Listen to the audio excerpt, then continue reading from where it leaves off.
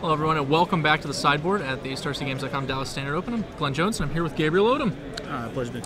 Gabriel, you're playing green-white aggro, sort of a little bit of humans, a little bit of the more traditional, like very much green cards, Rancor, Pump Spells, Thragtusk, but you've got some interesting selections in your main deck. Calling from the human side, we have Knight of Glory, and then the most interesting one is definitely the Judge's Familiar. You've got 2 in the main deck and 2 more in the sideboard. All right. Week before last, I was playing Star City Open New Orleans, and I went in and prepped with a friend of mine, Derek Javier, and he he almost swore by the Judge's Familiars, and he wanted me to play 4 in the main board.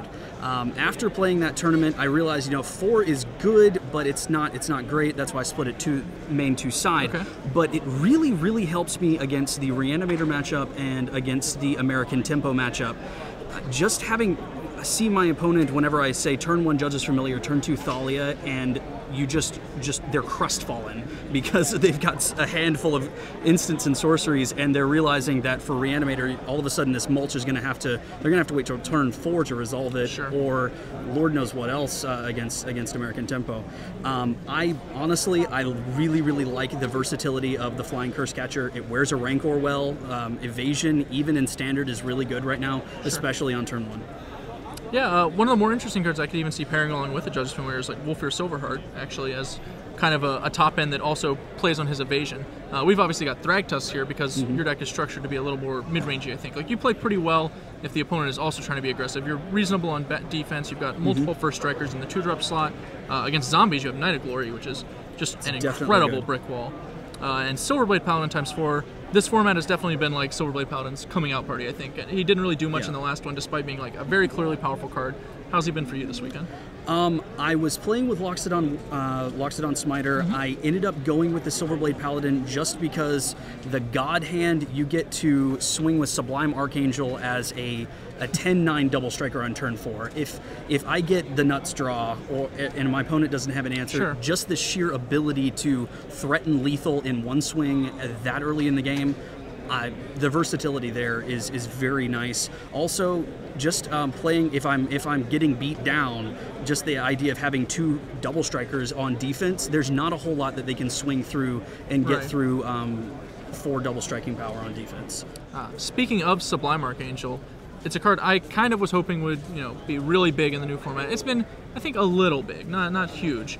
But do you think it's going to take off? Is it going places, or is it going to be like sitting at like a 2 of? That's the bad thing. The 3 toughness is what's going to kill you, because right now Jund, to be honest, most of the other matches that I've played against have been a walk in the park.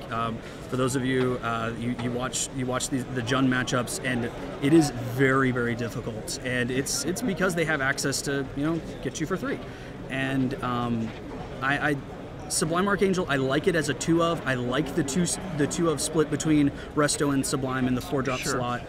But to me, the reason I haven't dedicated to 4 Sublime Archangels is because I like the utility of Resto Angel still because of the Thragtusk, and it plays well with the Centaur Healer in the board. And Resto Angel, it's just better against decks that try to get Texy with removal. Okay. So that's my reason. I don't think I really need to go too deep into Thragtusk and why it's good. Yeah, really. So why don't we just talk about the Sigarda we've got up top? Because Sigarda is a card I've seen a lot of people playing in a lot of different decks this weekend specifically. You've got one as sort of just a bullet in the main deck. What were you trying to get out of that slot? At that point, Sigarda is leftovers from a couple months of playtesting that I've just been very happy every time I've drawn it. Okay. It's not so much that I want to have 2, because having 6 in the 5-drop slot's kind of heavy, especially I'm only running 3 mana Dork's main board. But he just, every once in a while, he will just come out of nowhere and hose my opponent. The hexproof is really nice, and whenever I get that Timmy little glee on my face, she pairs really well with a Silverblade Paladin for flying double strike. So you mentioned the Jund mid-range matchup can be a little tough. What are the matchups you're actually actively looking to face, or which ones do you want to avoid beyond Jund? Give me Control and Reanimator all day. Okay. American Tempo, Blue-White Control, and Reanimator. I've played probably 5 matches this afternoon, and I played 6 matches in New Orleans. I have 2-0'd every single one of them except for one. I got 2-1 on the Reanimator match that I just played last. Okay. It's very, very difficult to handle Judge's Familiar and Thalia mainboard. Like I said, it's shutting off the mulch. Also, I've got the Rest in Peace in the sideboard, which that's great for Reanimator, but really just these two right here against Tempo and Blue-White Control, they are almost immaculate. I imagine that the mono-red matchup is also pretty reasonable considering all the first strikers. It seems like it'd be hard for them to get in damage early and capitalize on their burn spells, even with threaten effects. Like, as long as you don't play the Sublime Archangel, the threaten effect can't even be that good, right? Right. Against mono red, I usually kind of play more of a defensive strategy. Right. I'm clearly not the beatdown until maybe turn 3 or 4, and I'm playing in first strikers and say, all right, Ash Zealot, what you've got. And maybe I'll have a Precinct Captain wear a Rancor just for that extra, 4/2 as a first striking blocker is really nice. Sure. And then once I hit turn 4 or 5, I've staved off their assaults. Then I start going to town with Thragtusk and Resto Angel, and I just put the game completely out of reach. Right. Moving over to the sideboard, we have Sure. a few interesting ones. You've mentioned the Rest in Peace already, and the Judge's Familiar. And Rock's Faithmender is the one that really sticks out to me. What's Rock's Faithmender doing? Everybody looks at me and they said, oh my god, that card's so bad. And I have to agree with you, that's not my first choice. I was running 2 Tristani mainboard.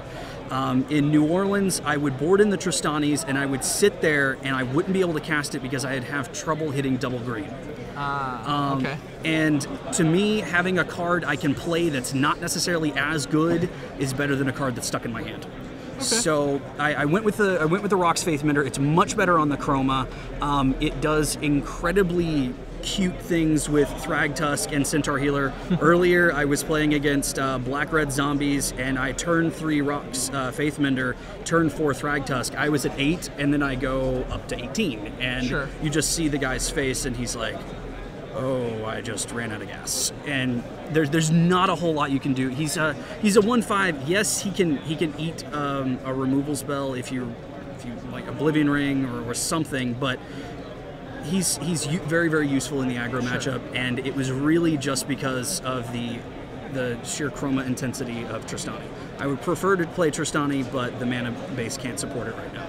Okay, well, you've got one more round left to play in the tournament, so I'm going to go ahead and let you get to it. Thank you for joining us on the sideboard. Absolutely. And we'll be back with more Standard.